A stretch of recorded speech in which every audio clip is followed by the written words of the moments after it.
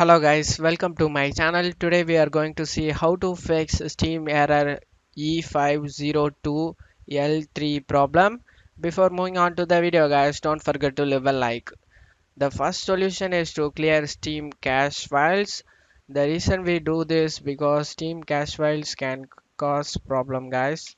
To do this, right click on the start icon, select run.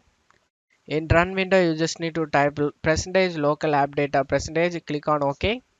Now in here you just need to search for Steam folder, right click on it and select delete it guys. If Steam is running background, then click on this arrow icon over here, right click on the Steam and select exit Steam. And now click on try again. Don't worry guys, deleting this folder will not harm the game we have installed. We have cleared Steam cache files guys. This process only requires you to log back into your Steam account guys. After logging in, you can check your problem solved or not. If you're still having a problem, let's move on to the second solution guys. The second solution is to reset our internet. We do this because the problem we are facing may be due to our internet connection. If this is the case, resetting our internet will resolve the problem guys. To reset our internet, go to search menu and type cmd. Click run as administrator and select yes guys. In the command prompt window, you just need to type ipconfig space slash flush dns press enter guys.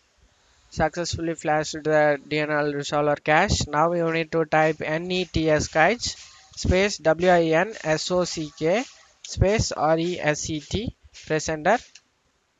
You must restart the computer in order to complete the reset. Before restarting your PC, you just need to type nets cache space int space ip space reset. Press enter guys. Now after doing this command, close it off here and go ahead and restart your PC guys. Now after restarting your PC, check your problem resolved or not.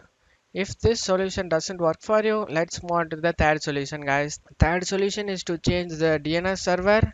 To do this, go to search menu and type view network connection, click on open it guys.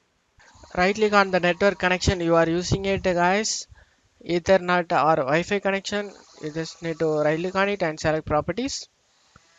Select the internet protocol version 4 and select properties again.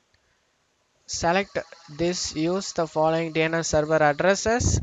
In preferred DNS server you just need to type 1111, and alternate DNS server you just need to type 1001 and click OK for save changes. Now close it off here. Now check your problem resolved or not.